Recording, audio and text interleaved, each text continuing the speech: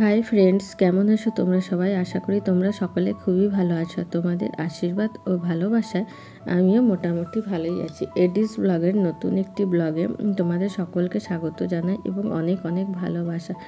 তো নতুন ব্লগ নয় বন্ধুরা, তো আগের দিনে ব্লগটা যেখানে শেষ করেছিলাম তারপরে থেকেই শুরু করছি আর কি।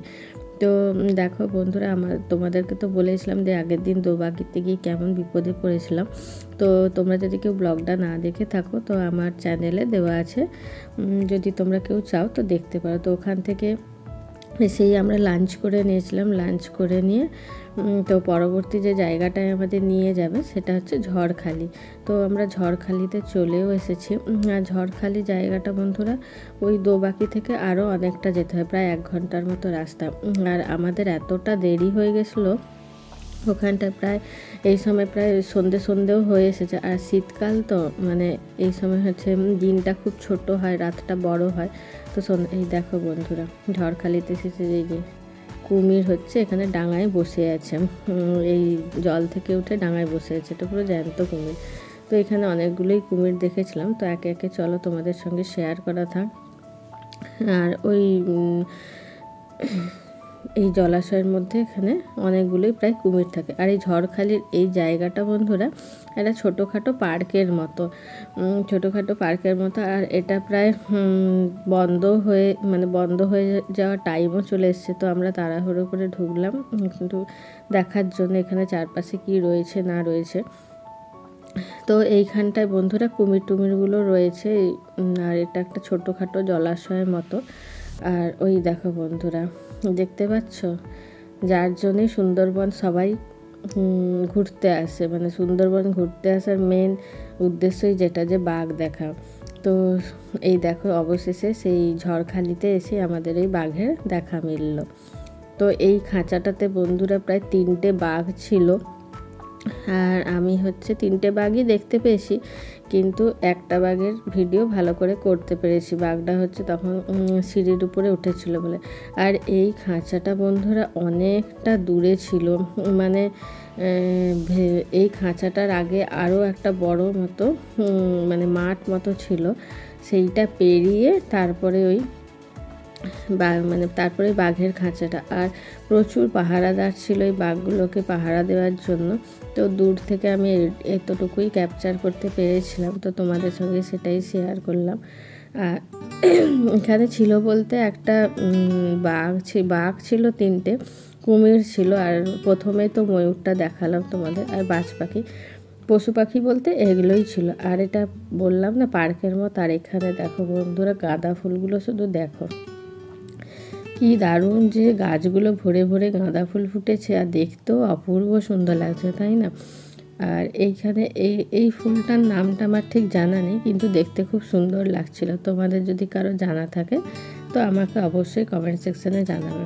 আর এটা বিকেলবেলা, তো তাই এখানে যে অধিবাসীরা এখানে যারা থাকে তারাও বিকেলবেলা পার্কে ঘুরতে এসেছে। আর সাথে আমরা তো এত দূর থেকে গেছি, আরও আমাদের মতো আরও অনেক টুরিস্টরা রয়েছে, তারাও গেছিলো এই সময়। তো এখানটা মোটামুটি বলতে এই পার্কটাই রয়েছে। আর শীতকাল যেহেতু বিভিন্ন রকমের ফুলের গাছও রয়েছে, আর এই পশু পাখিগুলো রয়েছে। তো এখানটা আমরা একটু ঘুরে নেবো, ঘুরে নিয়ে তো এখান থেকে যেহেতু সন্ধে হয়ে এসেছে, তো আমরা এখান থেকে বেরিয়ে যাব। তো কিছু ফটোও তুলে নিচ্ছিলাম ওই জন্য। আর ঝড়খালিতে বন্ধুরা যে বাজারের ওপর দিয়ে এই পার্কটাতে যেতে হয়, তো বাজারের ওপর দিয়ে যখন আমরা আসছিলাম তখন এই ফলগুলো দেখতে পেলাম। সুন্দরবনে ঘুরতে এসে বন্ধুরা দেখছি এই ফলগুলো প্রায় প্রত্যেকটা জায়গায় উঠেছে। আর এই ফলগুলোর নাম হলো বাক্সবাদাম।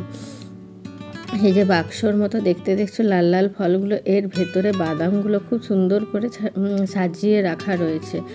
আর বলতে পারো এই বাক্স বাদাম বিক্রিও এখানকার মানুষের এক ধরনের জীবিকা আর কি। তো এইগুলো বিক্রি করেও এখানে মানুষরা উপার্জন করে। তারপরে এখানে তো মাছ, তো মৎস্য আহরণ তো এখানে একটা কি বলো প্রধান জীবিকা মানুষের। মাছও এখানে প্রচুর বিক্রি হয়, দেখলাম বিভিন্ন ধরনের মাছ। আর মধু টধু এগুলো সব বন জঙ্গল থেকে সংগ্রহ করে এখানকার মানুষরা বিক্রি করে এবং এগুলো দিয়ে তার জীবিকা নির্বাহ করে। আর এই বাদামগুলো আমি একটা টেস্ট করেছিলাম, খেতে ভালোই ছিল, খারাপ ছিল না। আর বন্ধুরা আমাদের না ওই দিন ফিরে আসতে প্রায় অনেক রাত হয়ে গেছিলো, প্রায় সন্ধ্যে 7:30 মতো বেজে গেছিলো। আর আমরা যেহেতু যেই লজটাতে উঠেছি, যেই হোটেলটাতে এসে দেখছি এরকম নাচ গান হচ্ছে। তো এটা আমাদের নয়, মানে আমরা যে আমরা যাদের সাথে গিয়েছিলাম, যেই ট্যুর অ্যান্ড ট্রাভেলসের সাথে গিয়েছিলাম তাদের নয়, এটা অন্য যারা এসেছিলো হোটেলে। তো শুধু আমরা একা নয়, আরও অনেকে আছে। তো অন্য যারা এসেছিলো তাদেরই ট্রাভেলার্স, মানে তাদের ওই ট্যুরিজমের পক্ষ থেকে এখানে নাচের ব্যবস্থা করেছিল।